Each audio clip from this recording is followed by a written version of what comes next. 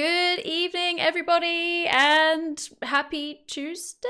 I believe it's Tuesday, but welcome to the podcast. This one is all about Final Fantasy VIII. Thank you so much for the raid, Vic. That is amazing. Thank you so much. Welcome in. I know a bunch of people from Vic's lot don't really do Final Fantasy, but I appreciate you all. Thank you very much for coming over. Final Fantasy VIII has been around for over 20 years now, and this evening we've got Brofa and Fennmeister, otherwise known as Chris, who will be talking all things Final Fantasy VIII for us. So first of all, let me introduce you, or they will introduce themselves, to Brofa. Please, could you tell us a little bit about yourself? Yeah, so I'm Brofar. I am a Twitch streamer based out of Western Canada, and I usually stream with my friend X Devlin, who I think is in your chat at the moment. We like to play a lot of games, Final Fantasy, and particularly Final Fantasy VIII being one of our favorites. And that's the down low on the Brofar. Yep. Though I remember there was a time when you were streaming together and doing all of the voices. It was very interesting to be able to watch you guys doing all of the voices. Very good voice work. Anybody that hasn't seen Brophy, you should go follow. And then Chris, please introduce yourself. Yeah, sure. So hi, I'm Chris. I am not a streamer. I'm actually a podcaster. So I am a co-host of the podcast Geek Between the Lines, which isn't actually about video games. It's mostly about geeky series like Star Wars and Harry Potter and stuff. And we just analyze it through fun, interesting themes that we like to talk about. So we do that, but I also listen to a ton of podcasts, and I'm always on the lookout for great Final Fantasy podcasts. And so I started listening to this one, and I reached out to H-Bomb to see if I could get involved, and I'm really, really excited to be here. I'm very happy to have you here. Thank you very much. So this evening, if you haven't been here before for a podcast, for you guys at home, if you have any questions for either of these guys, it doesn't even need to be about Final Fantasy VIII, but any of the Final Fantasy series would be preferred. But yeah, if you have any questions about Final Fantasy tonight, there is a channel points channel point that you can do. It's only 50 points, so you should already have the capability of putting a question in, and just write it in, and I will either read them during or at the end of the podcast. So yeah, anything that you have, anything you want to ask these guys, just pop it in the channel points and I will read them out. So let's start with our first question. Our first question is actually for both of you, but I'll aim it at Brofa first. What is it about Final Fantasy VIII that makes it one of your favorite Final Fantasies? I mean, it's quite a simple answer. It was my first Final Fantasy. I picked it up when I was, I don't know, like 13 or 14, and I just it was my first ever JRPG as well. So really, it was the thing that like got me into the genre. It was my gateway drug to Final Fantasy. Well, yep, that's usually a lot of people's answers for their first Final Fantasy being their favorite. What about you, Chris? What makes it one of your favorites?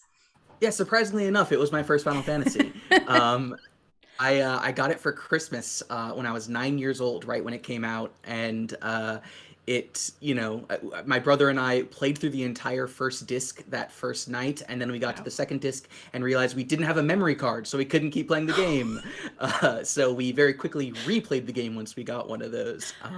So yeah, it was very much the game that I would always go back to for a long time. Not only my favorite Final Fantasy, but my favorite video game.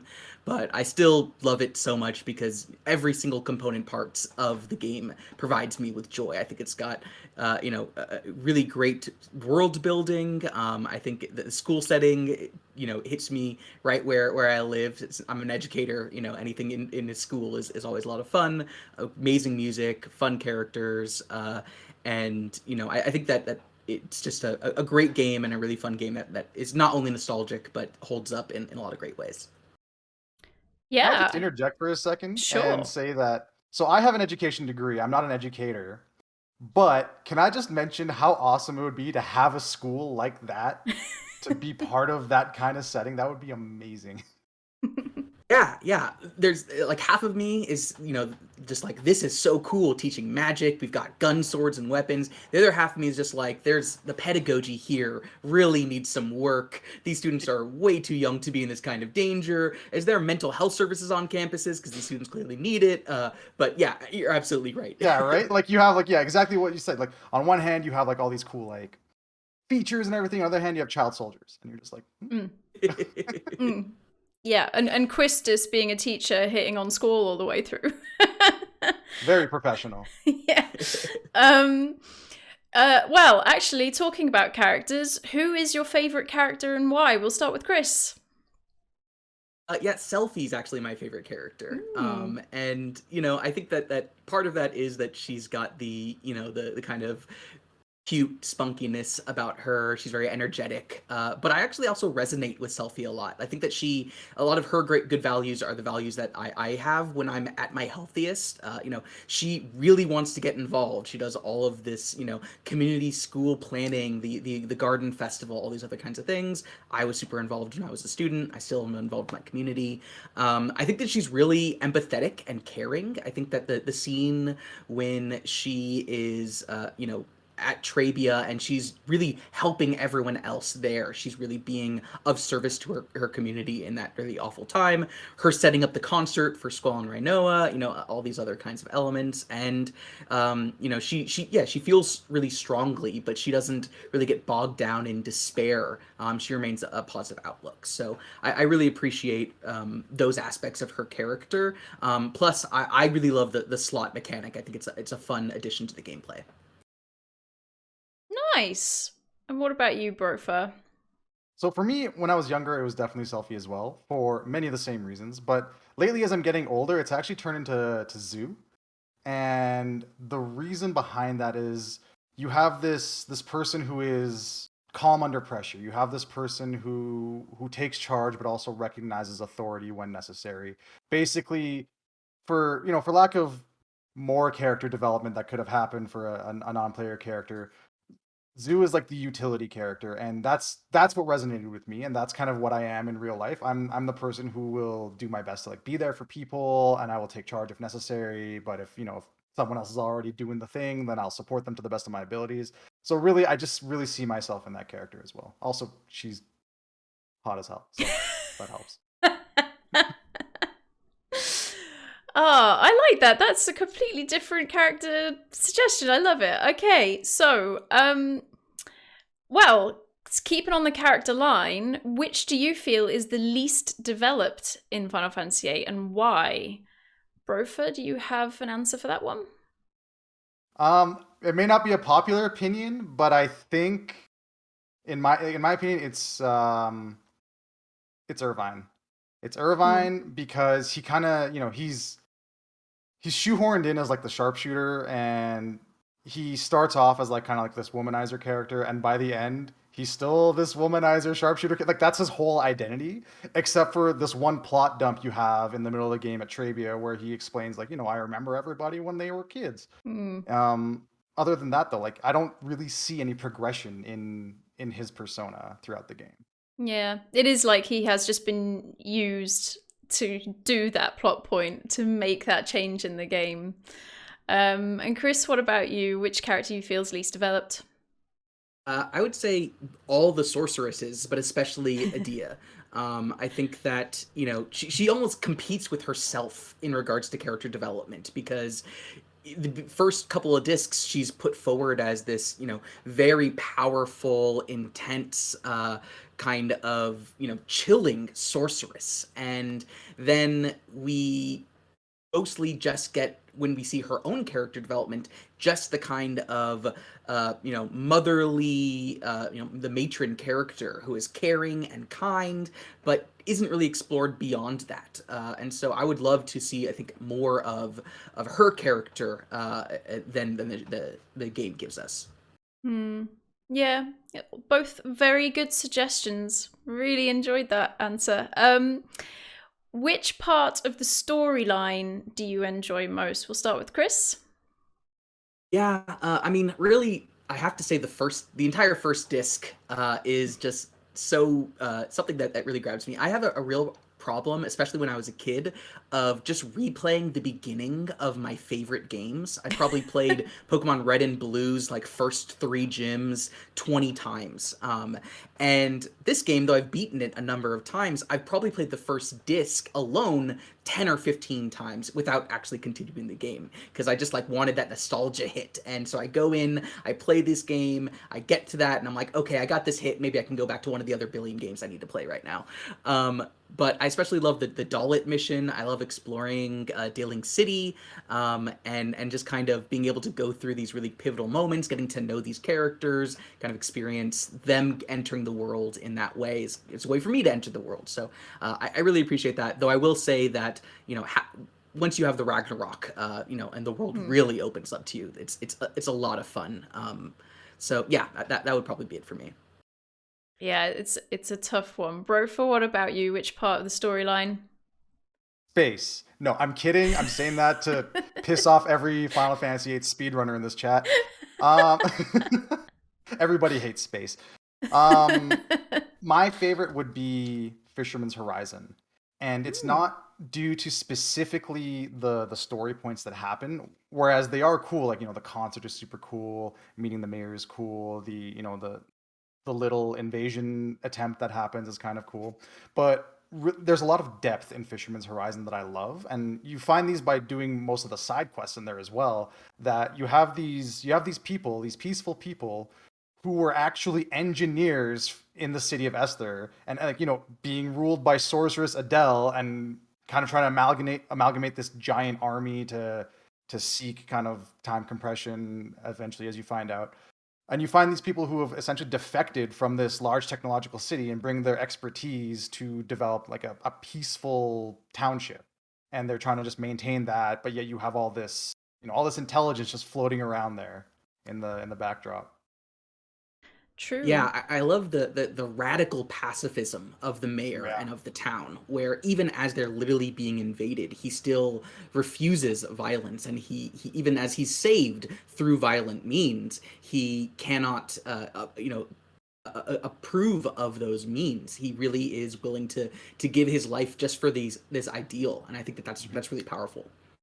It is, though I do kind of consider that like it's a good thing to be a pacifist, in my opinion, but there's also, when you're that radical of a pacifist, that does lend itself to being a little more closed-minded, and I think that was really the mayor's downfall there, like kind of exactly what you explained, is that being like pacifism is a general good. Sometimes it's not the solution, and that's where I think the mayor, like at the end of that scene, the mayor is on the ground, kind of unable to come to terms with it, right? And I think that's really what's driving that when he's in that situation. Yeah, and Squall, I think, lays out, where he stands. Like, yeah, pacifism would be great, but sometimes you have to fight. And most video games have violence as some element of it, but very few of them actually delve into the ideologies behind being violent or being non-violent, and what that can mean. And I appreciate that even though it's a small part of the game, they do that. Yeah, it's great. I've just noticed, Cressup, thank you very much for the raid. Welcome on in, everybody, from Cressup's stream. This evening's podcast is all about Final Fantasy VIII. Even if you don't know anything about Final Fantasy VIII, these two on the panel are going to tell you all about it and maybe get you interested in the game. Lots of interesting things we're talking about. Also, if you do know about Final Fantasy VIII and you have any questions that you would like to ask these two, you can do a channel point. It's only 50 points, so you've already got access to it. Just hit the channel point and ask a question, and I will ask either Brofa or Chris, whichever question if you'd like to aim it at one in particular, and then we'll read it out. But welcome on in. Thank you very much. Summer likes Final Fantasy VIII. That's lovely to hear. This thing, yes, exactly what Croesus just redeemed. Ask a Final Fantasy question. It's open for everybody. Get those questions in if you've got any. And we've only just started, so we've got plenty of time to get through and read them out. We've actually had a couple already. We did have one from Zessel, which is what is your fondest memory, which is possibly different to which part of the storyline did you enjoy the most. So do you think you two What is your fondest memory of Final Fantasy VIII? Do you think you could have a different memory? Should we think on it maybe and come back? Yeah, I think it might just be the opening, not the cinematic, which I think is amazing, but the right when Squall and Quistis are walking out into Balam and into the garden, and she is kind of teasing him a little bit, and then the music kicks in, and you see the CG like environment there, and I think that just moment is such a great moment of building this space, which is such a different space than you've seen in any other Final Fantasy game. Yeah, that might be it. Like with the pan, you see like everything happening, and like kids are going about their day and it's school, and I'm a very like slice of life school. Like if I were to watch anime, it'd be like, that kind of genre. And so yeah, like right here, Oh. Oh, well, I'm glad that Cecil asked that question then. We actually have had another question from Devlin. What moment really hit you in the gut? Would that be different to Cecil's question? Or is there a moment that hits you in the gut in Final Fantasy VIII? Because there are some pretty hard-hitting parts in the storyline.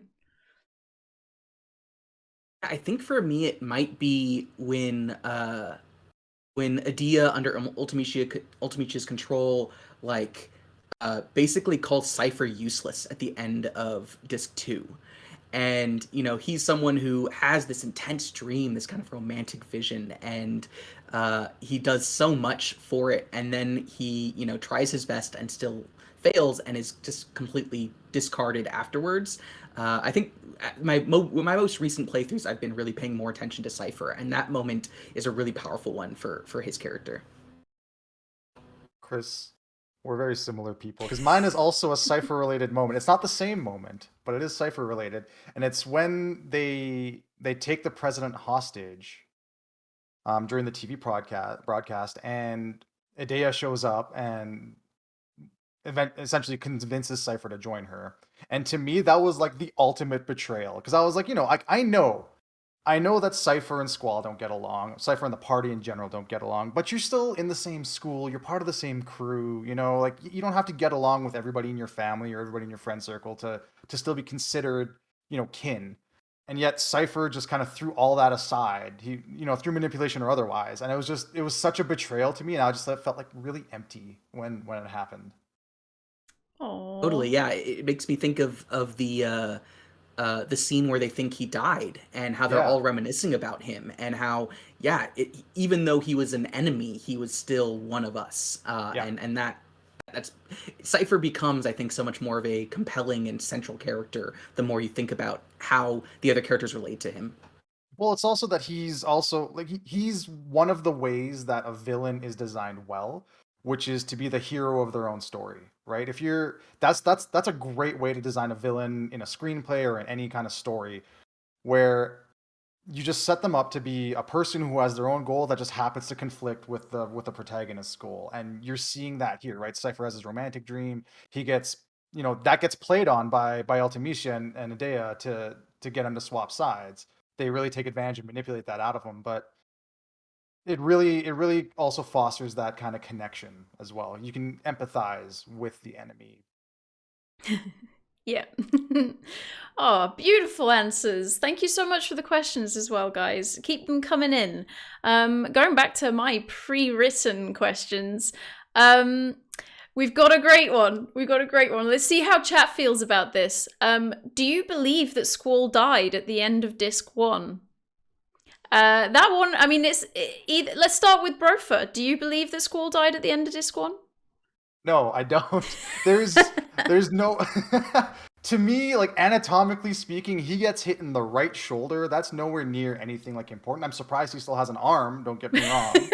But I feel like, especially with like an icicle, like if it's dealt with properly, he could survive that blow. And I don't think there's really any reason to think he would have died. Like, you get hit with so much worse in a battle, you get hit with like Ultima, and it just like destroys you and everything. It's like a nuclear blast centered on your person, and yet you're like, like whatever. I don't think an icicle to the shoulder is going to take Squall out. I feel like he's gotten those in training while fighting Cypher. Yeah, probably. Yeah. For An ice cold shoulder could probably be treated with our medicine in our Yes. society, and we don't even have magic. I'm just gonna write for you guys at home. I'm just gonna paste the URL. There is a website that you can go to, where people do believe that Squall dies at the end of Disc 1. So for those of you that might not know, there's a big fight, and a big shard of ice hits Squall, and he goes down, and everyone's in shock, and it's a fade. And I think it's end of Disc 1. Is it end of Disc 1, guys? Yes. I feel like it's an end of a disc, yeah. And so you think, oh crap, what the hell just happened? Some people believe that from then on, Squall is dead, and it's a whole other thing. Chris, you don't believe that Squall died at the end of this one, do you? I do not. No, Okay. I reading through the page is great, for one, because it's a flashback to Blogspot's era kind of web page design, but also because there are some interesting and like well crafted elements of the theory. But no, I don't believe it. For one, the idea that Squall is just dreaming the rest of the game, like before he dies, like he's just not an imaginative person to come up with the rest of that game. It just he doesn't have that in him, frankly. But for me, like the main thing of why it doesn't really resonate with me as a verifiable kind of theory is because it falls apart as a narrative. If that was the case, then the narrative as a whole of the entire game, which they put all these resources into, doesn't have a beginning, middle, and end, really. It doesn't have a hero's journey that he goes on, and if it was a dream, that dream doesn't tell us anything about Squall, about his beliefs or his motivations or what his characteristics, anything of substance, really. So yeah, for me, it falls apart. It's fun to think about, but definitely not in any way my interpretation of the game. Yeah. Though I'd also like to point out that the Squall is Dead, the website and the theory, would be an excellent case study on general conspiracy theories and how those come about, and to see how people are able to kind of like spin that kind of thing to be something that it may not be. Scary but true, yes. Yes. Well, moving on from that one, we have another theory. I always say her name wrong. How do you feel about the theory that Rinoa is Ultimecia? That's how I say it, Ultimecia. Oh, interesting. I've always said Ultimecia, but I always none of say the us names really know wrong. what's Yeah, correct. it's fine. It's fine. So yeah, there's a theory that Rinoa is Ultimecia. Chris, how do you feel about this theory? Pretty similarly, honestly. I think that again it has some compelling analysis in it, but as a whole, it falls pretty flat. And it's funny because I think this theory actually comes at the game from like the opposite perspective of the Squall is Dead theory. Because Squall is Dead is talking about how after Disc 1, all of these kind of wild, unexplained things happen. In particular, why would Rinoa all of a sudden be a love interest for Squall? That's just him dreaming that this is the case. Whereas the Rinoa's Ultimecia theory, it's kind of looking at it to say Rinoa and Squall's connection is so integral and that their romance is so important to the plot that in fact Ultimecia is a villain because she's connected to Rinoa and thus connected to Squall. And so it's kind of looking at the same game from a completely different perspective. Not being annoyed by that romance, but seeing it as so central. So yeah, I think that there's some fun contrasts between Rinoa and Ultimecia. They talk about how they're designed like similarly, but in contrast, how they both have a kind of sorceress atmosphere, but one is more light, one is more dark. There's elements of just the design of the characters and their characteristics that kind of match and contrast one another. But I think that is less about them being the same person and more about kind of what Profar was saying earlier, good character design, good villain design, where having the dark version of a character in your party is another way that villains can be compelling. They're a mirror image in some ways of your main character. So Cypher and Squall, Ultimecia and Rinoa. Again, we don't know a ton about Ultimecia, frankly, which gives room for these kinds of conspiracy theories to take hold. But I don't really buy this as a theory that works. Actually, no, Kitase has been on record saying neither of these are true. So if you take his word for it, at least, yeah, that's not something they were thinking about at the time. But you know, I'm always just a fan of reading interesting fan theories, whether I believe in them or not. Yeah, it is. It's very interesting. Bro, do you have any thoughts on the Rinoa? So I'm in the same boat. I think it's more compelling than the Squall is dead theory, but ultimately still incorrect and inaccurate. You do see, the arguments that they bring make a lot of sense. I kind of disagree with the whole Griever message though, where they're like, "Oh yeah, well only Rinoa knew that Squall named his ring Griever." It's like, it's been said that Ultimecia actually like pulls it out of Squall, right? Pulls Squall's greatest fear and it decides to give it form, and that's what Griever is. So yeah, I'm very much in the same boat. I don't think I could have explained it as elegantly as Chris did, but we are definitely in agreement on this point. Beautiful. Okay, let's start talking about junctioning. Rofa, how do Yes. you feel about the junctioning and draw system? What do you feel are the positive and negative aspects of it compared with other Final Fantasies? So as someone who is speedrunner adjacent, the junction system is the quintessential system to making the speedrun work. And that is because of its flaw in that it can be broken so easily. So for those of you who don't know, Final Fantasy VIII experimented with a new system called the junction system, where instead of your characters leveling up and increasing their stats by equipment or other means, although there is equipment that does increase base stats, what you can actually do is you can junction specific spells to your stats. So you can junction, for example, water to your strength stat, and water has its own modifier on how much it'll affect each stat or whatever, and you can use that to build up your characters in combination with magic being consumable entity. So it's not a matter of you learn a spell and you consume MP to cast it. If you have the water spell, if you have one water spell, you can cast it once and it's gone. You have to get more. You can have up to 100 of each spell. So the quantity and the type of spell affect each stat differently. So the advantage of something like this is that you're able to really customize your characters. You can customize one for attack, defense, magic, and the game actually has automatic, like it has a function where you can do that automatically. And you can really kind of fine tune your characters as to what you want without needing to, go out and find equipment or whatever. You do have to go out and find magic. The downside is that it's very complex to a casual gamer. It's very hard to pick up, and one of the biggest criticisms that I've heard of Final Fantasy VIII is that it's very difficult to understand for a new player. And people, find out about it and they're like, you know what, I'm out, I'm done. When I was playing this game at like 13, I didn't even know you could junction different abilities. I had Squall with like attack, GF, and item. All the other characters had attack only because I junctioned all the GFs, the summons to Squall, and I somehow managed to beat the game, and it was great.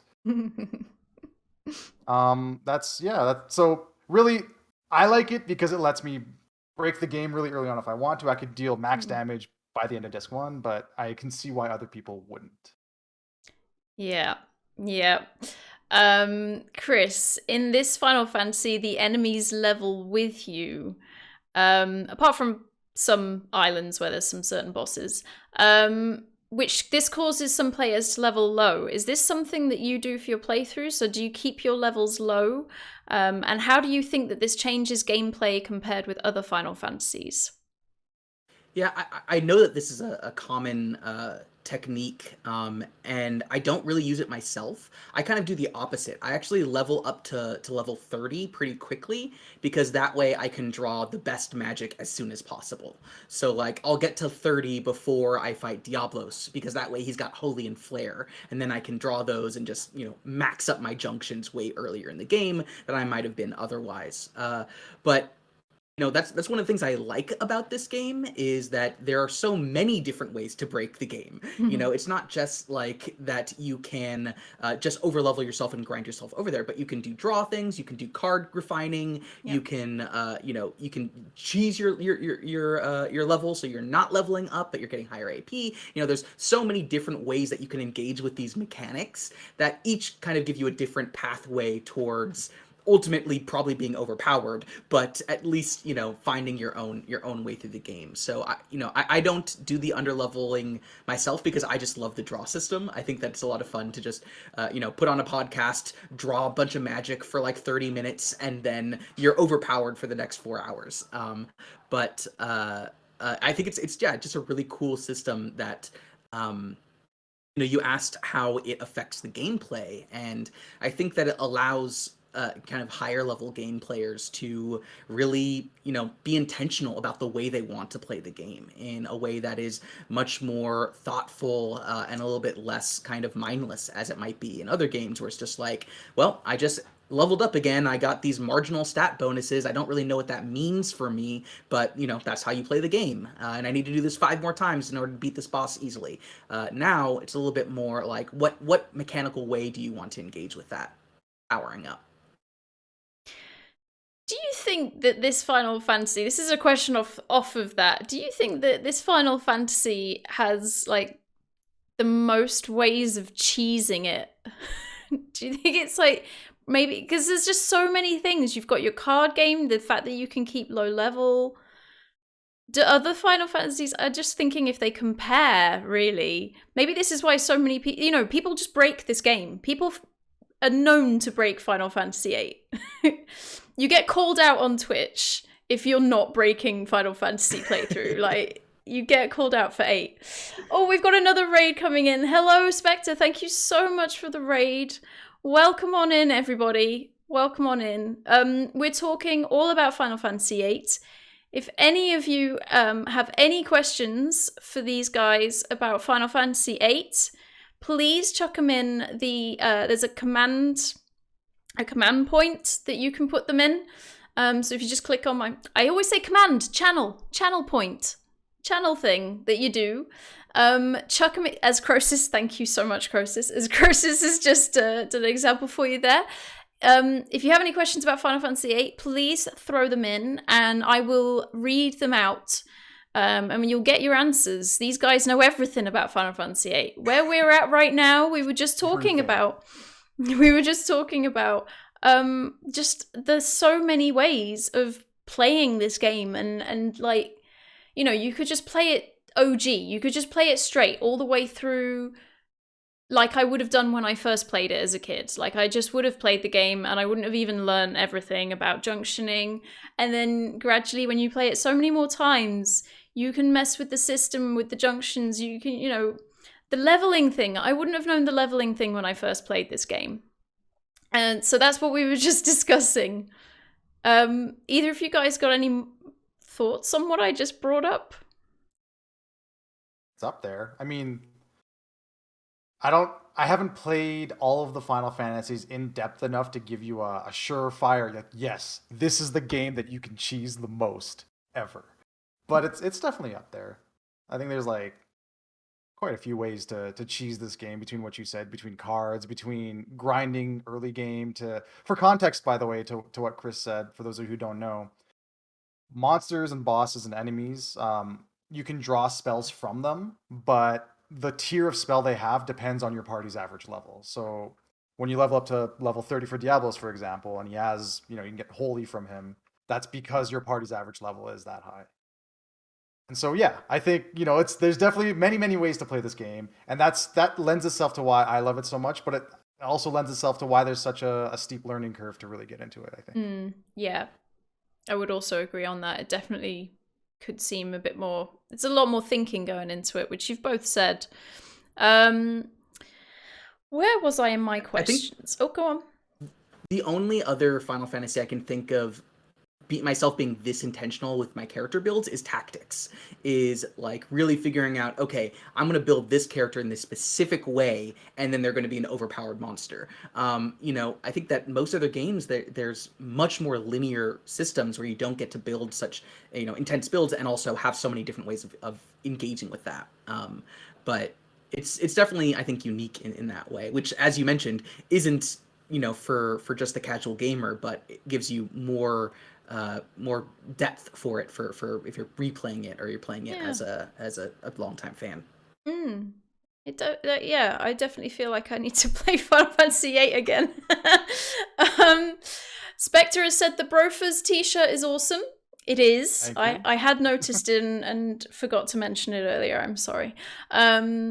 And Kale is saying, draw, draw, draw, draw, draw. Yes, exactly. Draw. All of the drawing. And Gecko, hello, welcome in level 1, run every time. All right, guys, if you have any questions, please pop them in the channel points. Gecko, if you've got any questions of Final Fantasy VIII, please chuck them on in.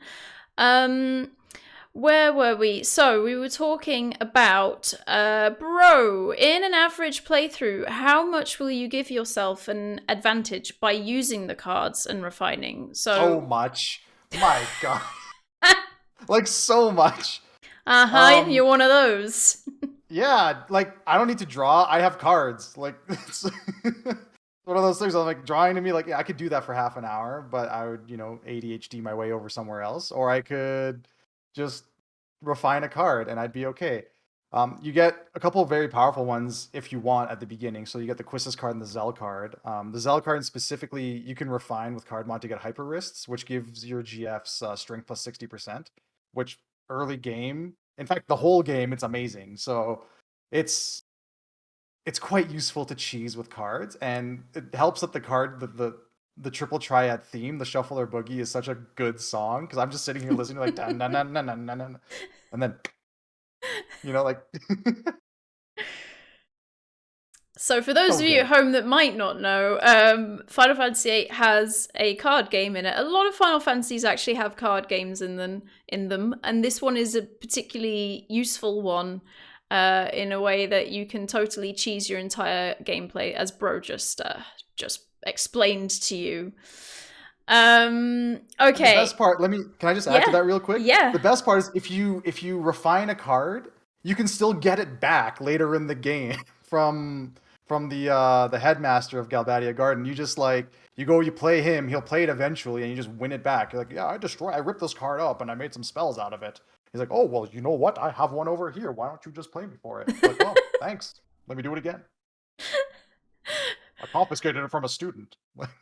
Ultimate cheese. Like, this game. There's just so many ways of playing this game. Chris, how do you feel about the limit break system letting you spam the refresh button to trigger it? See another way of cheesing this game? Another game-breaking method, or a welcome addition?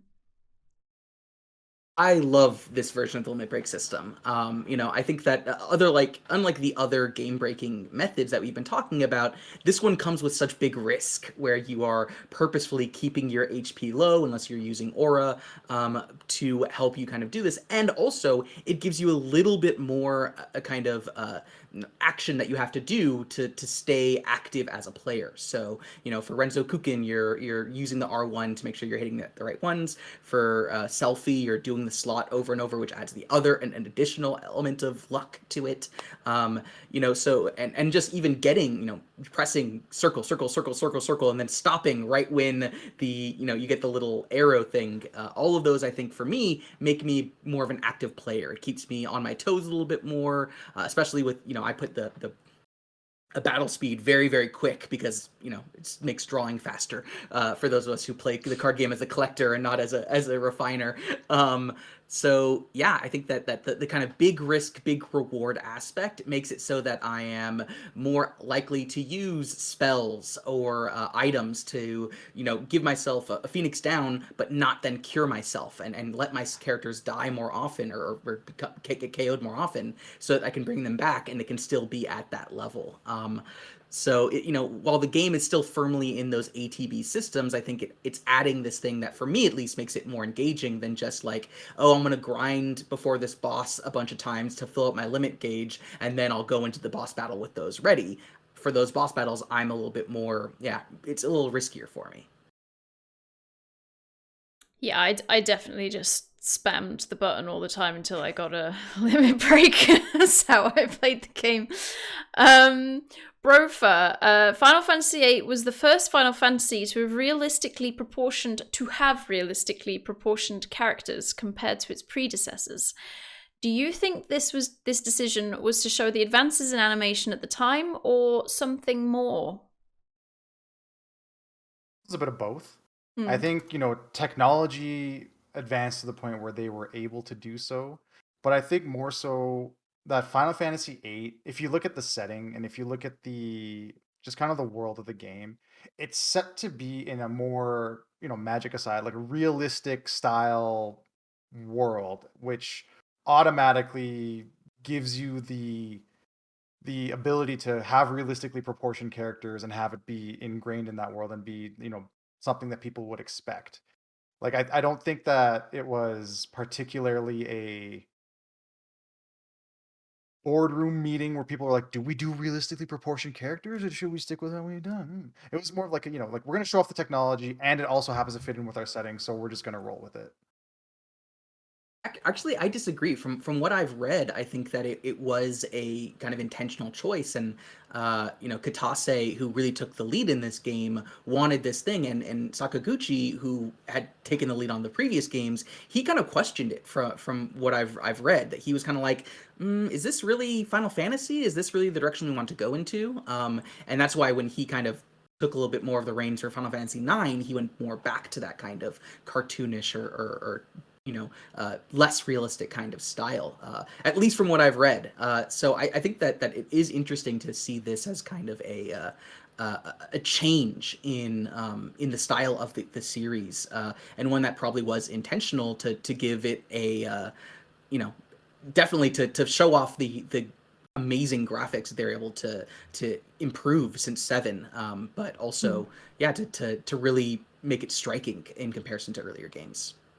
Yeah, it's so different compared to the polygons of 7. And we've had another raid. Thank you so much, Ferrico. Welcome on in, all of the Ferrico people. I know there's a few of you in chat that are Final Fantasy fans, so welcome on in. We're talking about Final Fantasy VIII. So if you have any questions that you would like to ask about Final Fantasy VIII, as Croesus has just shown you, just chuck it in the channel points and we will read them out. I might have some actually at this point to read out. Let's have a look and see where we're at with my list of questions, see where I got to. Because we've got quite a few. Oh, this is a good one. Waking asked this a while ago. Squaresoft loves to push the limits every time they release a new AAA game. What did you notice in 8 versus 7 and then 8 versus 9? To me, it was a large graphic update. Either of you have any thoughts on that? So I might let Chris take the lead on this. I could never get through 7, so I don't know if I have a good basis of comparison for that.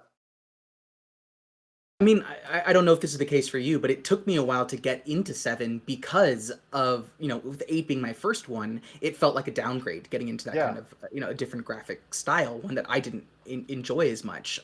So it definitely, I think, it took me until I was probably in high school until I really went back and revisited that in the earlier games in the series and was able to kind of engage with them in a way that was, where I could enjoy myself. Because, that upgrade was so amazing. It's such a stark difference, right? Yeah.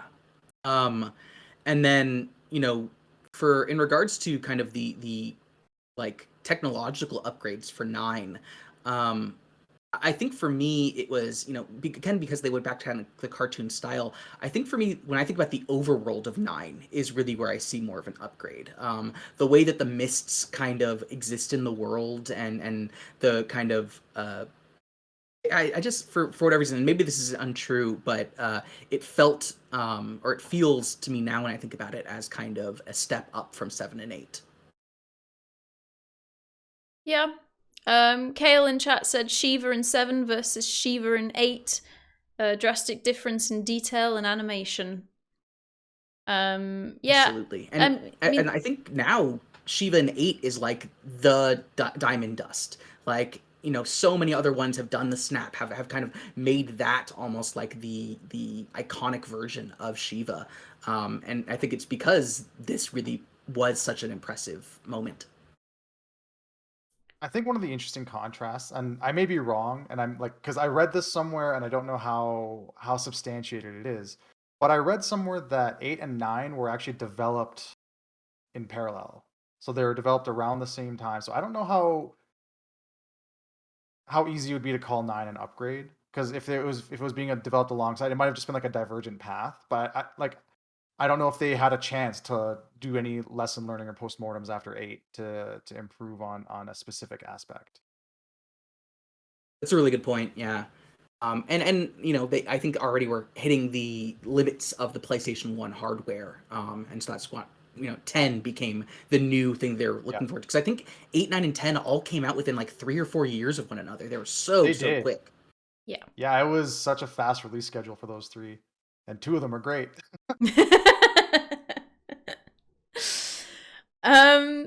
My other question I have from Zessel, Zessel likes to chuck a couple joke questions in. Do you think Squall is actually shooting his gunblade with real bullets? And if so, why doesn't he actually shoot from longer distances? No rifling in the gunblade. It's just gonna like It's a weird one. His other question is, was Squall really the best looking guy at the dance? Oh, Zessel, who do you think was the best looking guy at the dance? Let's see, what other questions have I got? Knocked into isn't that bad looking either during that. I don't know if anybody else noticed. I only noticed for the first time, like maybe in my last playthrough or something, that in that scene when they're dancing and they bump into the other couple, Rinoa sticks her tongue out at them, and I've never noticed that before. And I was like, what? Before I would pay attention to like Squall's like embarrassment, but Rinoa's sticking the tongue out is very fun. I do love that when the remaster was announced, that was part of the marketing campaign, was showing that image and showing the difference. Because Square Enix knew what was necessary. Nice, I didn't know that. Yeah, they really owned it. It was so good. I loved it so much. I love that we're still getting Ferrico's messages, raid messages coming up in chat. Welcome on in, guys. If you've got any Final Fantasy VIII questions, please chuck them in the channel points at us and we will read them out. We're going through some at the minute. Zessel's written a question more for yourself here, Zessel. Do I have to keep on putting a facade that I hate Final Fantasy VIII when I actually enjoy the game? I don't love think what you do. love. Don't exactly. let anyone tell you otherwise. Exactly. Permission, Zessel, you don't have to put the facade up anymore. You can be true to yourself. I will facade enough for the 2 of us. And Kale is asking, is Squall justified in his feelings? So I'm not sure exactly what feelings you were mentioning, but I would say that one of the things that I've come to understand more of the game as I've grown is how Squall is basically dealing with trauma, and how his kind of closed offness is a response to a really hard childhood, and then becoming a child soldier. So I think that for that, I think that he, justified is a hard thing to say. I think feelings generally, you don't have to be justified for your feelings, but I think that his response to that makes more sense to me and is a little bit less, frustrating or annoying the older I get and the more I understand that, he is responding to something. It's not just coming from a personality choice. Yeah, and if you dive a bit deeper into that, like you have this trauma that he endured as a child, namely one of which being, he had one trusted figure in this orphanage who disappeared without a trace, right? And he grows up, and in the game, he talks about not relying on other people because they'll just let you down, and they'll just be, they just won't be around anymore. And he very openly discusses this at one point, which to me is great development for him going through trauma. That's a great step, always talking about that kind of thing. But you see this happen, like you see it happen in front of your eyes, that he's trying to process this, and he's been trying to process this for the past 10 to 15 years, or however old he was when he was 10, right? Something like that. Anyway, from a child to being a teenager to being, like Chris said, like a soldier, he's never really had a chance to go through these feelings. I don't think it's always been like go, try to survive, be in survival mode. Like what's the next thing that's going to happen? How do I get through it? And then when he's on this prolonged mission, as it were, with Rinoa and crew, he has more opportunities than he expected to sit down and have to explore those, and he's been challenged to explore them, given the blossoming love that happens between him and Rinoa. And I think she plays, as much as I dislike her, like she plays a vital part in his growth, and without her I don't think he would be who he is, just because she's so persistent, and she pokes when it's uncomfortable, and make, like, kind of in a way forces him to explore those feelings and come to terms with them. True. Yeah, that's a really good point. And I think the other thing that he's dealing with is that he doesn't trust adults, that he is constantly talking about how the world is a mess and how things are just bad. And I think that comes from a experience where people have let him down for his entire life, and the world is a mess, and he doesn't entirely know how to navigate it, but he is frustrated with it. But there's also a helplessness there of, but what can I do about this? I'm just a soldier. All I can do is, try to work my best for myself, but I'm not going to rely on anyone else because everyone's let me down my entire life. And, the more I do rely on others and more others rely on me, just the harder things are going to be. He also, like, he shows it by dissociating too, right? Like, how many times has he said whatever? Or when he gets asked about, like, what if your enemy was pure evil, when you're doing the assassination mission, and he says, like, there's no such thing as good and evil. You just, it's your side, their side. Like, I'm just, doing a job. Like, he's dissociating if you really look into it. And Yeah. all of these, you can see, like, they're all like you said, they're all reactions to trauma. Very interesting. Gecko said that he said whatever to that question. The classic response. All right, let's carry on with the questions. Actually, Ferrico said Squall is surrounded by incompetence as well. I'd be withdrawn too. Yeah, if I was around Zell, I'd be the same. Oh. Right, we'll get back to your questions, chat. If you've got more, keep them coming. We will read them out. I'm just going to get through the last few that I've got written already. Which next one is, which is your favorite GF? So GF in Final Fantasy VIII is Guardian Force, which is the summon. So which is your favorite GF and why? Barofa? Carbuncle. So cute. Gives you the best buffs. You're good. Could be a pet. Cute. Chris? Quetzalcoatl is my favorite. I've always liked him more than Ramu. I think that he's a really great character, and as I've explored more of Mayan and other Mesoamerican cultures, I think that it's a really cool place to draw on that you don't see a ton of in especially JRPGs. So he's my favorite. Yeah, I've been trying to think place to draw on. I've been thinking of mine. I think I quite liked Diablo. a little bit, but I don't know why. I think it was more getting him that I was interested in. There were a few summons that were really interesting to get in Final Fantasy VIII, and I think I really enjoyed that part of it. I think Eden is also up there for being like really cool. Also breaks the damage limit, but like really cool. Yeah. Gecko says Doom Train for the best animation. Kale is agreeing with Carbuncle. But also Alexander exists.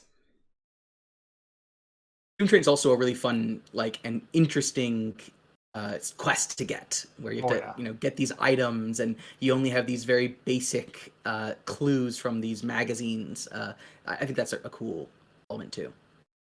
Yeah, I think, like I said, I think there's so many cool ways, like interesting ways to get these extra summons in Final Fantasy VIII. Makes it just adds the hours onto the gameplay that I don't have anymore. But anyway, let's move on to the next question.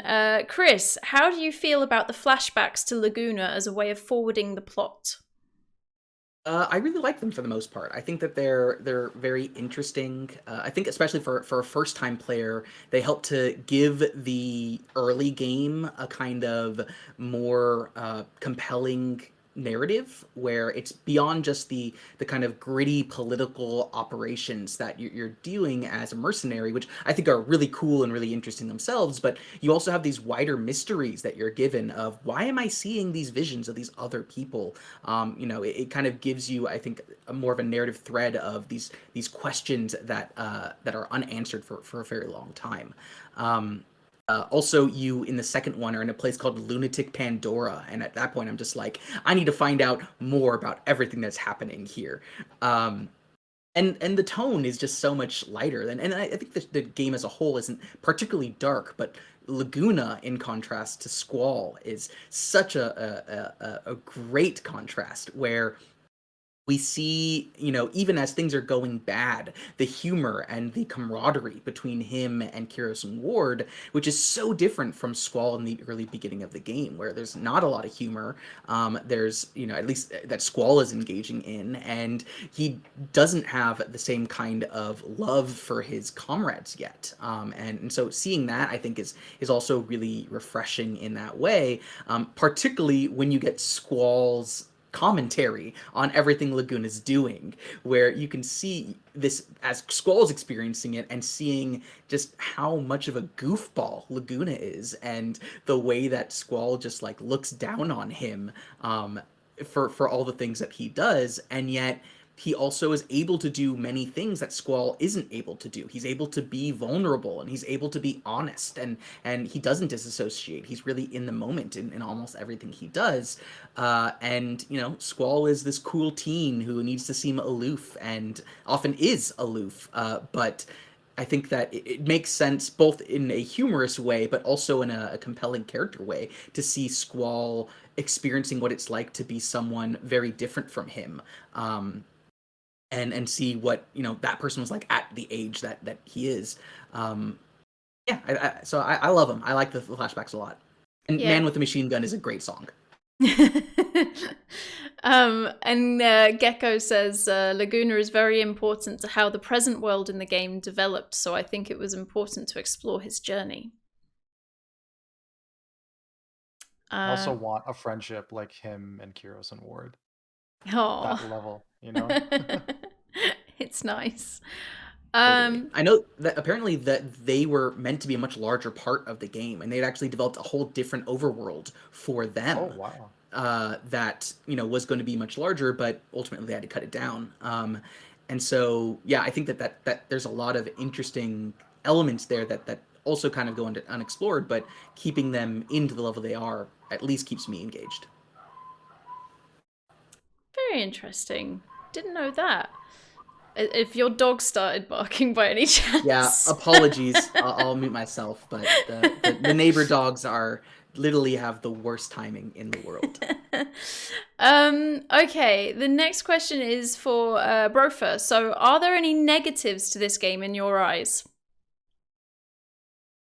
So no, not in my eyes, but I also acknowledge that it's very much it's such a subjective question, right? Like To me, if I'm going to list out negatives, they're all going to be from like a technical standpoint or a story development standpoint. Like, yeah, there's plot holes, but every story has plot holes.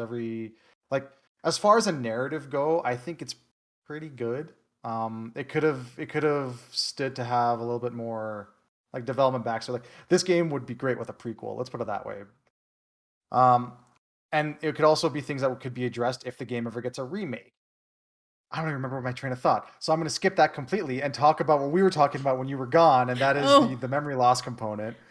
When we were just talking about how Chris was mentioning that it would be nice if they fleshed that out a bit more, and I was just mentioning that, yeah, like you see it mentioned 3 times in the game. You see it mentioned in the console in the classroom. You see it mentioned by a garden faculty once, telling you to ignore any criticisms about the GFs. And then which is, by the way, great propaganda. And then you see it after that big plot dump in the basketball court, which, in fact, that's the negative. That plot dump sucks. That could have been that could have been drawn out throughout the rest of the game.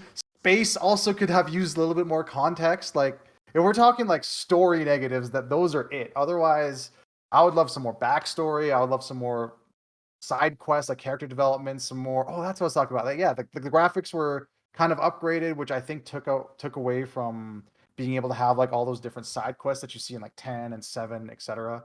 So I love this game, and I just wish it was better. Let's put it that way.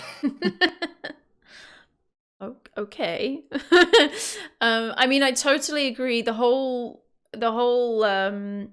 memory loss, but the memory loss bit where Irvine has to go and say, "Oh, I know all of you. We've all known each other forever."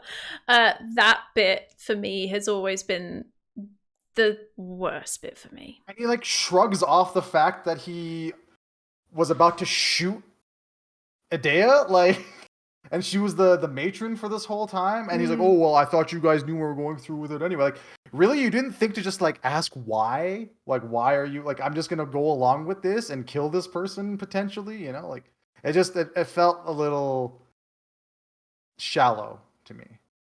And that scene where he kind of is having his anxiety attack and things like that, like, they could have made that even more fleshed out there. It kind of hint at these elements that there's a reason here beyond just this thing that pops up one time and is never really dealt with more. Yeah, and he shrugs it off as like, "Oh, I'll change history." He's not even talking about like, "I know this person." I feel like it's a part that like maybe different people were writing different aspects, or maybe, you know, it's something to do with the writing. At some point in the writing process, something disconnected and they hadn't worked it out, or, you know, something messed up. And then they went with that, and that's what we got. Right, okay. My next question is actually a question that Swiggle also asked. Swiggle, we are on the same wavelength because you've pretty much written the same thing that I've got written here, which is, would you want a remake of Final Fantasy VIII, akin to what they're currently doing with Final Fantasy VII Remake? And do you think that there are any parts of the story that they would change? So we'll start with Brofa. This is for both of you. We'll start with Brofa. Yeah, I'd like it. I don't think you'll find a Final Fantasy VIII fan out there who would not want a remake. I really hope they do it eventually. I know, you know, you're focused on 7 right now, which makes sense. 7 was the more popular one. It was the big hitter. 8 was more of like a niche audience type thing, especially with the junction system and such. It'd be great if they could explain that better in the remake to newer players. That'd be fantastic. And, you know, like I said, like, I'd love to be able to, like, whether it's a side quest or just like extra literature or whatever around it, just to explain more about the world and to explain more about the characters. Like, so Chris mentioned earlier that the one of the least developed characters in the game are the sorceresses. So it'd be great to see, you know, more backstory in game about that. You know, you can read about it, you can read about Hein, and you can read about like the succession of witches and such, but it'd be cool to have that as like an actual something you learn in the game that's like main story, main plot adjacent, something like that. Just flesh out the world a bit more, dive into that a bit more, maybe respond to some of the criticisms about like consumable magic, but then that might spiral into, you know, you might pigeonhole yourself or dive into a rabbit hole of coming up with a brand new system that doesn't exactly lend itself to the junction system in good faith. But generally speaking, like for me, it'd be like plot points. Like add more story, please. Chris, what about yourself? Yeah, I might be the only fan that Brofar mentioned, because I don't really want a remake. Not to say that like if they made a remake, I wouldn't be super excited and play the hell out of it, but it's not something that like I desire. I think part of that is because 8 was such a graphic improvement. Like 7 going back to Midgar and seeing those scenes was so in a higher quality was so impactful because the earlier ones were, pretty cartoonish, and they weren't really as realistic, and so seeing a more realistic version of that was a big impact. But like I remember when I think it was the PS3 was created, maybe it was the PS2, but they did a technical aspect of it, of the dance scene, and said like this is a real-time graphic version of the dance scene from Final Fantasy VIII on this new hardware. And I don't see that talked about or really cared about as much because the dancing already looked beautiful, and the new version also looked beautiful, but it wasn't that huge of a change. And so for me, that aspect of the remake isn't as necessary. I definitely agree that I would love more story. I'd love them to flesh out more kinds of things, but I don't really say that I would love to have a remake, or I really want them to do that, because I want them to make new games. Like it's been so long, and we're waiting for 16, and we're waiting for these other kinds of games, and I would prefer that they put their efforts into new kinds of things. I love the Final Fantasy VIII story. I love the mechanics. I love it for what it is. I don't really need a new version of that. If they have something more that's exciting to me in new ways, that's what I'd prefer to see. Yeah, I mean, I would play the hell out of it for sure. How did you feel about the remastered version with the more kind of anime style faces that they plastered onto the... I loved it. I thought it was great. I thought that the remaster was really, really well done. It didn't completely take away the kind of retro aesthetic of it, but it made things a little bit smoother, a little bit better. I didn't really hate the kind of anime style thing that I saw a lot of people on the internet upset about. Didn't bother me. I watch a lot of anime, so maybe that's why. But yeah, I loved the remaster. I loved everything about it. Cool. Someone who runs an anime convention, I also don't mind it. But I wasn't a big fan of the remaster personally. For whatever reason, to me, it kind of seemed like a cash grab, just because that level of quality of gameplay was already available. You would have to know how to like install mods on your game, and arguably mods, the original with mods, make it look better than the remaster. So I wasn't super keen when it came out, and I wasn't like buying into the motivation. I do, I respect that people enjoy it, and I'm not trying to like take away from that. But for me personally, I didn't really get much out of the fact that they released a remaster. yeah, I still need to play the remaster. I think that will be my next way of playing Final Fantasy VIII, because I don't know if I can speed through it that way. And I think that's the other thing, is that for those of us not in the speedrun community who really try to engage with the mechanics of getting through the game as quickly as possible that way, having wanting to replay this game but not wanting to put 20 hours into it, having the 3 times speed, having all those other kinds of features is actually really helpful for me. I like having that for a replay. Sure, it means I'm not engaging with mechanics the same way I might have in the past, but I've played this game a billion times. I don't necessarily feel like I need to do that. If I really just want to experience the story and go through those beats and the world building again, I like those quality of life features quite a bit. I would like to point out that the original does have a high speed mode as well. Oh, does it? Does it? Yeah. You press F1 on your keyboard. Oh, I never played it on PlayStation. PC. Oh, yeah, okay. We're PlayStation people. That makes more sense. I get you now. Yeah. There was actually a question Ness asked in relation to the remake question. Ness asked, what gameplay changes would you change or update to a Final Fantasy VIII remake to make it more approachable? So I think, Brofa, you kind of touched on that a little bit with maybe having a bit more of an explanation on the junctioning system.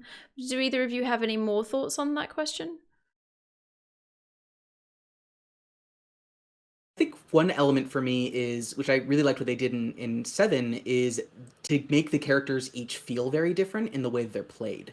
The way, especially with the junctioning system, essentially the characters can all be the exact same outside of their limit breaks. And so I think that building the characters into having a lot more personality in their mechanics would be a great way of updating that. I 100% agree with that, and yeah, like my big thing is the junction system, and I'm still gonna harp on that, but like treat that as more of like an equip system. I feel like that'd be more approachable. I think that people would understand that way more if you treat it like you're just customizing equipment. The equipment just happens to be the character. One thing I was mentioning to Brofar earlier when we were having the technical difficulties was I actually think that having a mechanical component to the GF memory loss would also be a really interesting way of making that more impactful, where if, you have to, the more you use GFs, the less that you can, learn abilities, or you forget abilities that you learned in the past, or some way of making it so that, if the game is telling you that you gain power but you give up memories, actually making that a mechanical component of how you gain power, I think would be really cool and an interesting way of making that more impactful narratively as well. Imagine losing your limit break if you used your GFs for too long. Like you just forgot how to do it. I'd be broken. I'm gone. That's a really nice idea. That's another level of the game that would have been I think a lot of recurring Final Fantasy players would love to try that. They would love that extra level to work through. Ferrico actually said in chat they'd never bring the junction system to a remake. It's way too broken, albeit in a fun way. Which is what we have said quite a few times tonight, actually. Gecko loved the new character models. Waking is interested that Brofa runs anime conventions. Might want to know more in the future. We can discuss that at the end, Waking. I have actually got I've got one more question out of my list, and then we've got you guys in chat. So if you've got any more questions, keep them coming, and then I'll go through them. I've got this one last one that I would like to ask these guys. And you guys are welcome to go and chuck yours in, and then we'll go through them. So my question to both of you is, what would you say to convince someone who's never played Final Fantasy VIII before to pick it up today? Either of you go first. It's got love, it's got magic, it's got fighting, it has a sword with a gun built into it, it's got nunchucks, it's got it's got a flying ship with claws. Like, come on, Play it for that alone. It's true. Yeah, it's a great coming of age story. It's got anime magic school vibes. It's it's got rivals who clearly have the hots for each other. I would say play this game about a bunch of moody, cool, and emotionally underdeveloped teenagers whose superpowers give them amnesia, and they have to fight monsters from the moon and mechanical spiders and time traveling sorceresses. It's great. Relive your childhood trauma in a fantastical way. This is also, this is true. I mean, it is actually amazing when you go through, when you look at, if you were to write down each sort of story element through this entire game, I mean, so much. Like, the fact that it goes into space, you're not going to expect that. And you've got all those different towns and all that. Oh, there's so much in this one game. And then it's got all these human characters until you go and meet this crazy guy that's running your school in the basement. Yeah. It's like, mental. They built an entire space station to just keep one person up there. Like, there's a crazy French guy who likes to tell stories. It's amazing as a far-flung, so many ends of the spectrum type of game. Okay, guys. Moombas, yeah, exactly. I love the Moombas. So let me go through the questions. I got to scroll through because you guys have thrown in quite a few. Let me see where I got to.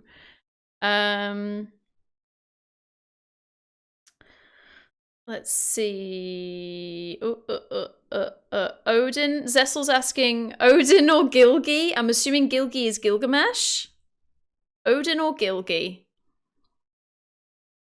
I like Odin. Gilgamesh is Odin who sometimes fails.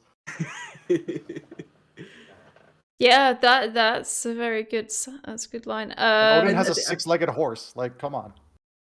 I think if I was playing this game, like, and had already played a lot of the other Final Fantasy games, I probably would have been really excited to see Gilgamesh. But coming into it, you know, just as is, Norse mythology has always been interesting to me. So seeing Odin was, you know, pretty cool. Yeah, I think I'm always an Odin fan. Ferrico. Did you know, by the way? Sorry, just gonna interject real quick. Did you know that if you so on the PC version, you can use Cheat Engine and modify memory values and such. So if you lock the enemies into an HP value so they can't die, Odin and Gilgamesh may spawn. They're on a timer. They may spawn, and if they spawn and do their thing and the enemy doesn't die, they can spawn again later on down. Like the timer just resets, which is very interesting to me. When would people be setting their game where the guys don't die? When you're me and you're trying to map the memory of the game, so you need the enemy to not die so you can stay in a battle. Okay, interesting. Yeah. Ferrico asks, which is more broken, the plots or the game mechanics? I mean, I'd say the mechanics. Yeah. The plot at least, you know, has a narrative to it. The mechanics are I mean, and it's you know, hard to say broken because it's clearly that this was intended to be the case, that it was able to be, you know, you could overpower yourself in these ways, but there are ways for you. There's so many different ways, as you were talking about earlier, that you can overpower yourself through the mechanics of the game. I am in 100% agreement with that. The plot at least has, you know, a direction, whereas the mechanics. Ness is asking, care to touch on the card refining system? Love it, hate it, is it necessary or ignorable?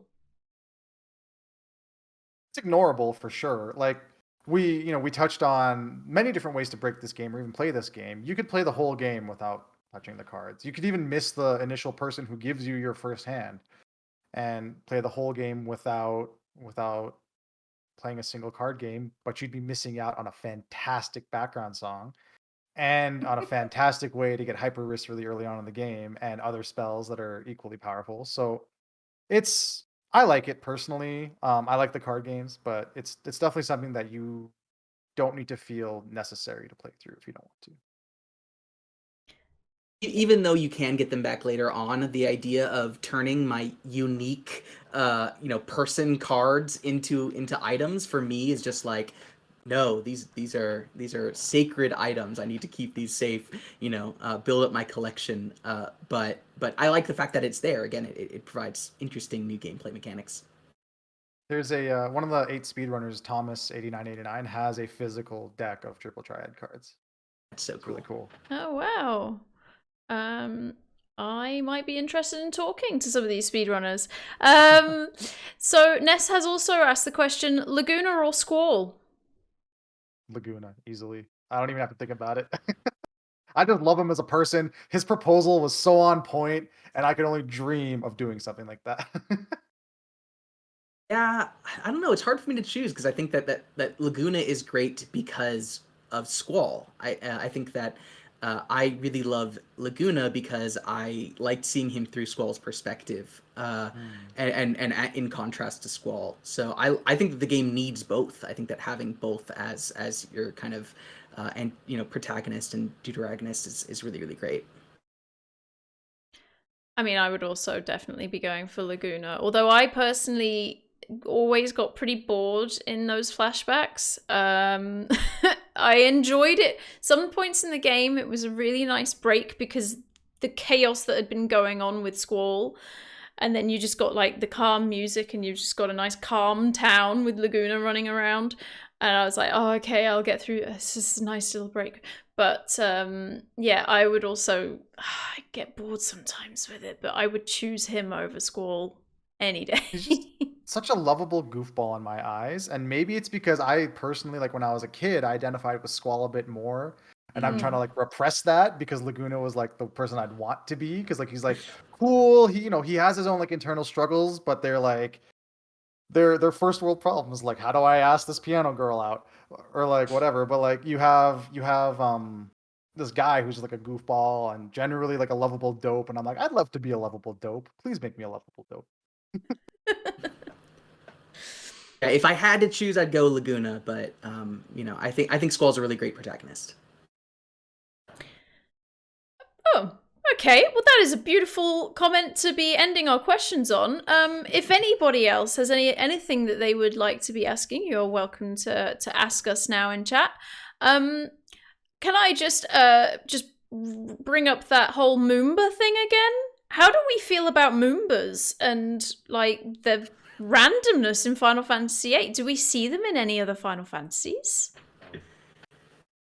I don't think so. No. That's so because we random. need to see Shumis in other Final Fantasies, because Moombas are the next evolutionary step from a Shumi, right? Yeah. So it feels like it was unique to 8. But you also don't see Moogles in 8, so it's a weird like trade-off. Yeah. Good Yeah, point. I always saw them as kind of the 8's version of Moogles. Yeah. They're interesting. I think that they're fun, like in the moment, but I will say, like for me, the Shumi Village side quest is probably the most boring.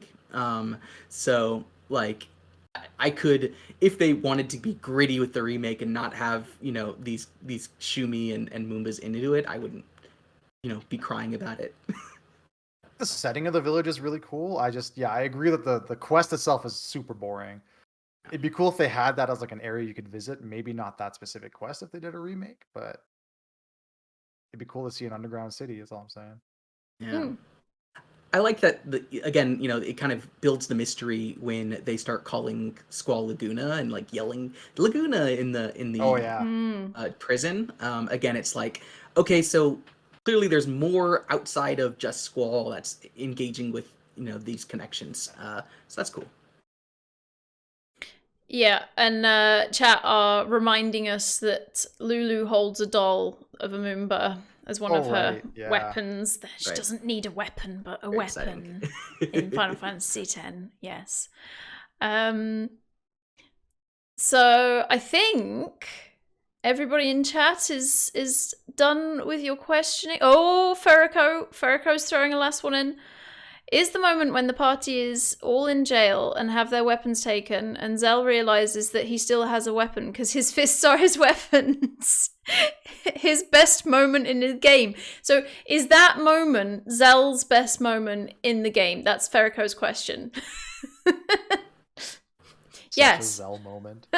Very well could be. Yeah. Or hot dog ending. Hot dog ending where he finally gets the hot dog, though he is choking on it, is also pretty good.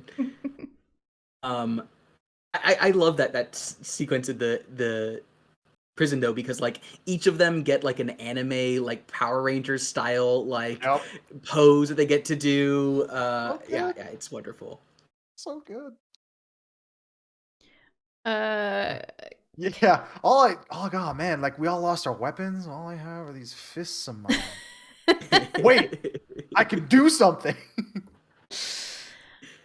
Kale, what was your question? What was you've just written Squall face. I'm now trying to scroll through and find what your question was.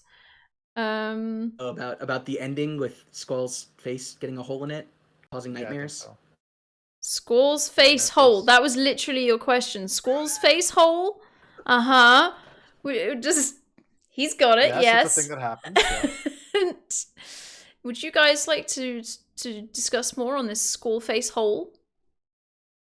I mean, for me, it always just like narratively, it seemed like a way of visualizing that Squall's losing himself in the time compression. That Squall is, losing his identity, and that's what Rinoa has to get back to save him at that very last bit. But it is just super creepy and weird looking for sure.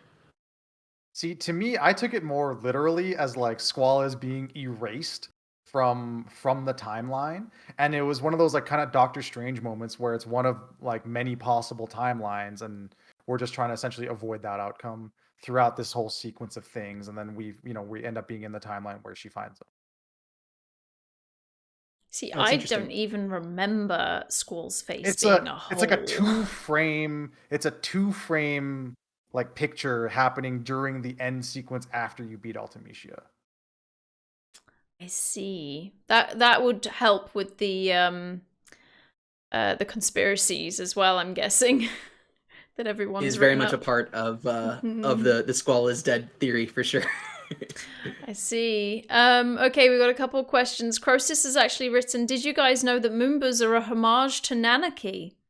Well, that makes sense. I That's did cool. not. No. I did not know that either. Ferrico's written, how differently would it be judged if a male character were as romantically pushy as Rinoa was? Yes. Good question, Ferrico. How differently would it be judged if a male were as romantically pushy? I'm trying to think, because I feel like there have been characters in Final Fantasies where a male has definitely been pushy. At the risk of me sounding like a bit dumb, I don't think she was all that pushy. Like, I think she made like 2 attempts to get him to dance with her, and then he eventually agreed. And I think that, to me, that is within the realm of acceptability, as long as you're not being really creepy about it. It's unfortunate because, like, when I think about this in comparison to media at the time and frankly video games today, it's not like that far afield from what is kind of normal. I will just say that, yeah, for sure, it's there's some issues with consent there, and things like that, but Irvine in the same game is being super pushy with Selphie, and I guess he's narratively kind of judged as it's more comedic, it's not taken as seriously, but yeah, I mean, I think that lots of games need to deal with have a kind of a reckoning with the way that romance is portrayed, in the same way that movies have needed to have that for a long time. Yeah. So I do. Sorry. No, go brother. I was gonna say I do want to mention though that like it kind of exists in the game where it is judged differently, because Irvine does get an earful from Quistis for not taking the mission seriously and for being like the womanizer type character that he is. It's true. Yeah, and Gecko has said in chat, do we need another Edgar? Because is it Final Fantasy VI, where he's because I had played Final Fantasy VI last year for the first time, and I was just like, this character is creepy. This is so wrong. It's so wrong. And if they were to remake it, they would really have to work on that one. And Ferrico's also just brought up Don Corneo as well in Final Fantasy VII. Like, he is... Unfortunately, there's a lot of people like that in real life, but yeah, it's also a creepy character. And this is there's definitely a lot of like liberties taken from the time. Yeah. So there's a situation where when you're leaving Galbadia Garden, if you have a party where it's Irvine and Selphie and Rinoa, and then Squallzel and Quistis, then there's a comment that's made, and then Quistis starts like subtly hitting on Squall and like, well, we're gonna have our own fun, and Squall's all like, you creep, like buzz off type thing. So there's definitely things in there that are, to me, like if they were released today, it'd be pushing the line. But I also do think that in that kind of format, in that kind of narrative format, it is,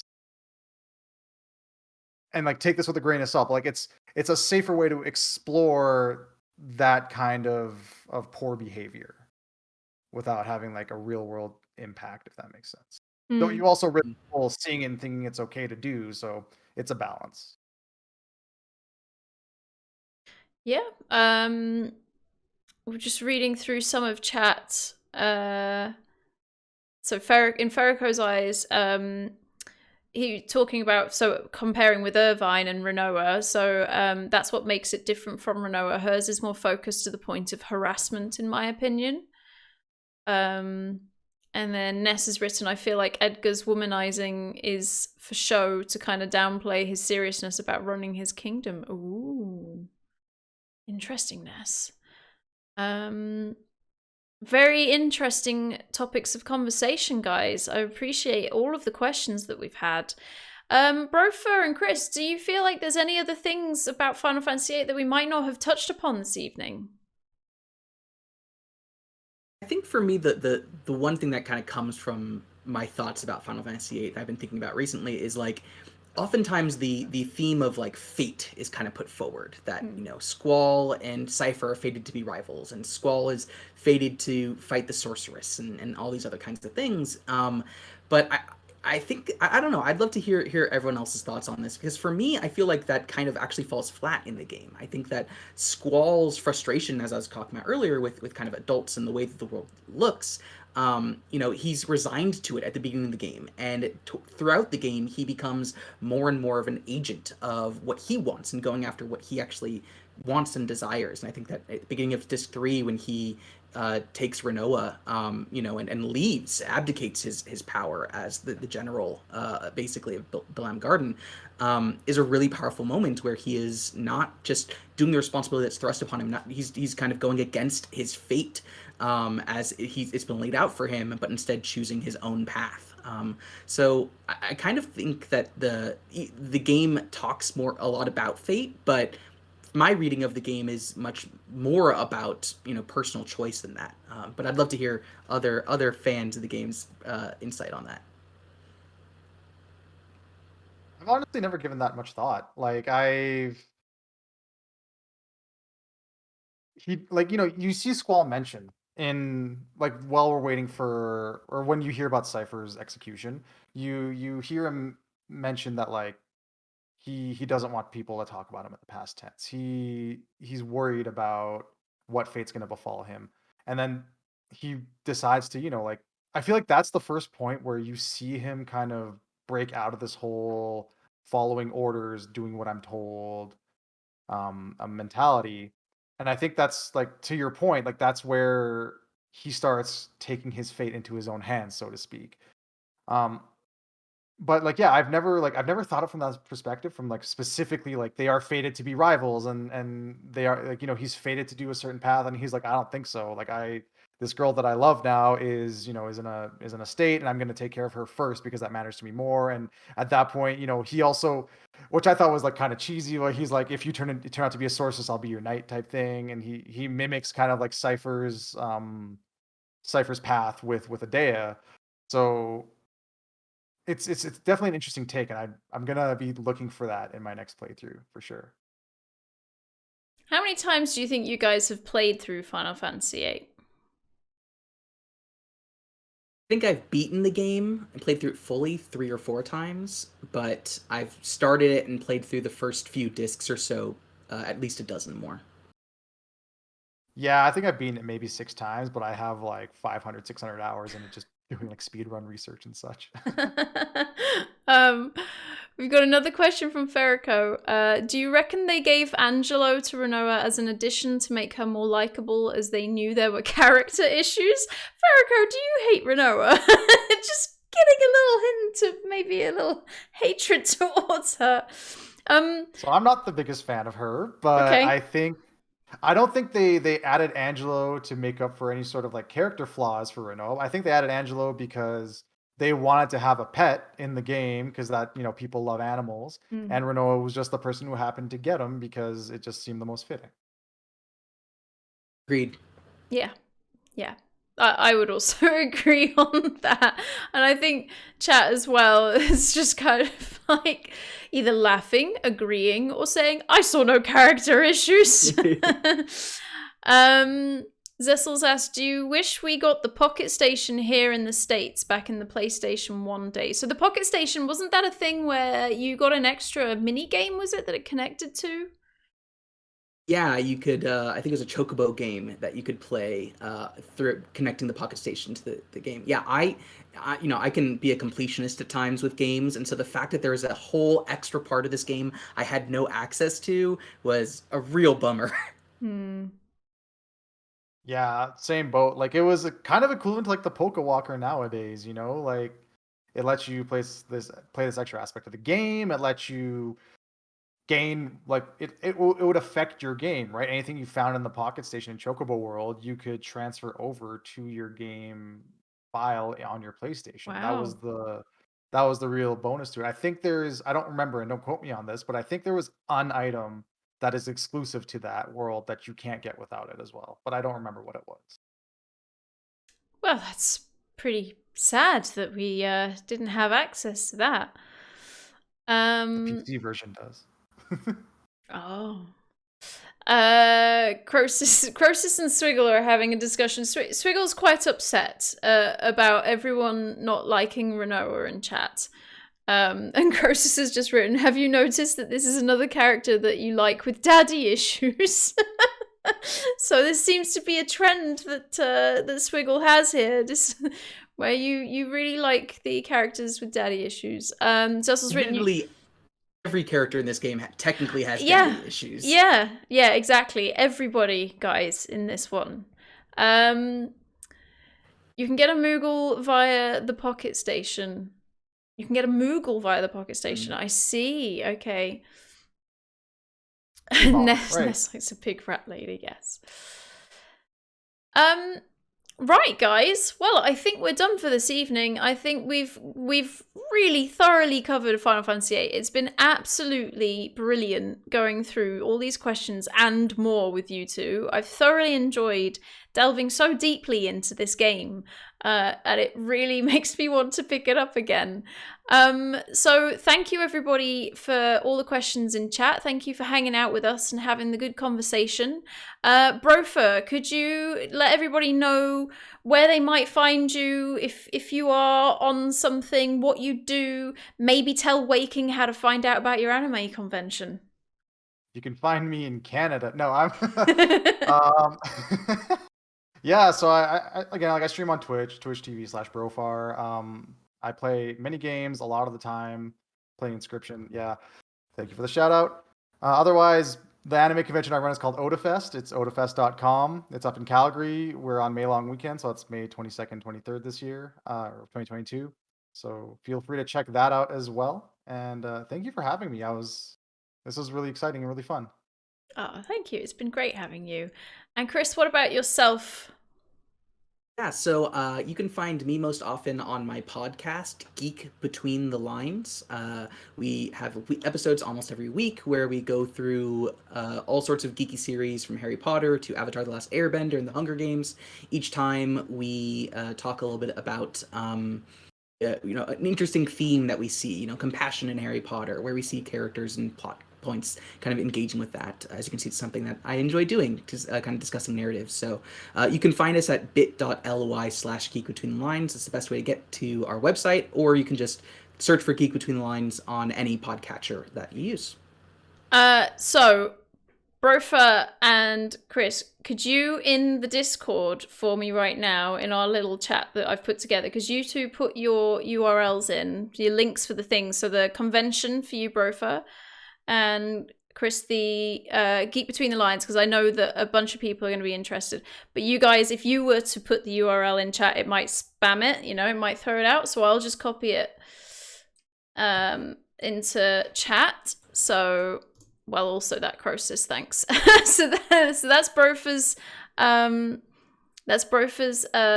convention for Waking, and anyone else, but Waking's thoroughly interested. And this is the Geek Between the Lines podcast. So that's a podcast for you guys to go and add to your podcast collection. Thank you, Croesus. Thank you both. Thank you so much. It has been an absolute pleasure having you on here. It's been lovely delving so deeply into a Final Fantasy again. And we will our next Final Fantasy is going to be a Christmas quiz special. And it is a super duper quiz special, guys, because it's going to have all of the winners of the quiz so far. So we have Croesus Gaming, who you see in chat before you. We have Dupefort Gaming.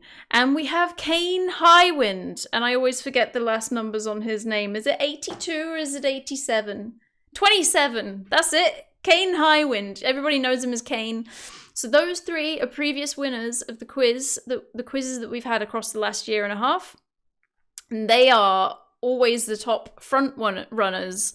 So we're getting them to all go against each other this time and see who is the ultimate champion of our quizzes. So don't forget that with our quizzes, you are actually able to play along with them. It's an interactive quiz. So all you have to do is show up and all the questions will come up on screen and you can take part and also pit yourself against the people on the show. So thank you very, very much. Thank you, Brofa and Chris. Thank you so much for being here tonight. And let's all just say goodbye. Thank you very much, everybody. We'll see you all soon. Bye-bye.